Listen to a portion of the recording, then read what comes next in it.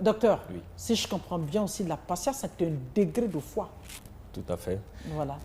Le Ça se cultive. Tout à fait. D'accord. Tout à fait. Et du point de vue islamique, à propos de la patience, c'est un degré de foi, comme vous l'avez dit. C'est ce que nous appelons min al-maqamat. Ça fait partie des rangs de ceux qui se sont donnés à la spiritualité. Voilà.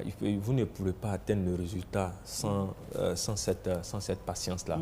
Et il faut souligner ici que le musulman, c'est celui qui a la certitude que Allah subhanahu wa ta'ala va répondre à ce qu'il souhaite lorsqu'il commence à adorer Allah subhanahu wa ta'ala.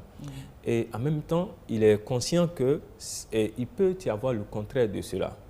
Cela ne veut pas dire que nous sommes croyants, que nous n'avons pas de preuves, que nous allons arriver au résultat parce que nous sommes croyants. Allah subhanahu wa ta'ala nous dit dans le Saint-Coran, et il dit dans ce verset, mais vous pensez que lorsque vous dites que vous êtes croyant et qu'Allah subhanahu wa ta'ala ne va pas vous éprouver, vous allez atteindre les résultats. Non, non. À travers cette verset, nous comprenons que même le prophète lui-même, alayhi salatu wassalam, il a eu des temps de preuves.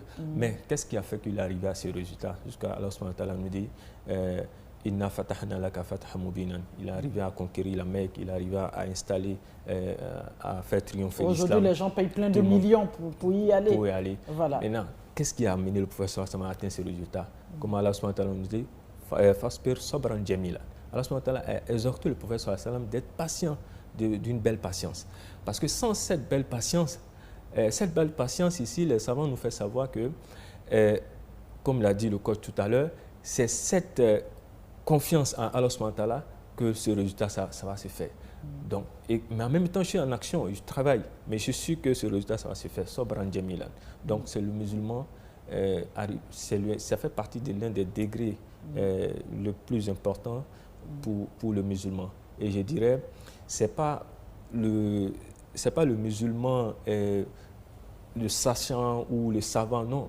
Tout musulman, si vous êtes musulman, vous êtes appelé à être patient et avoir cette confiance en Allah subhanahu wa ta'ala que vous allez atteindre réellement le résultat que vous souhaitez. Cela permet même d'équilibrer l'âme et même la chair. C'est très important. Moi, j'ai envie de devenir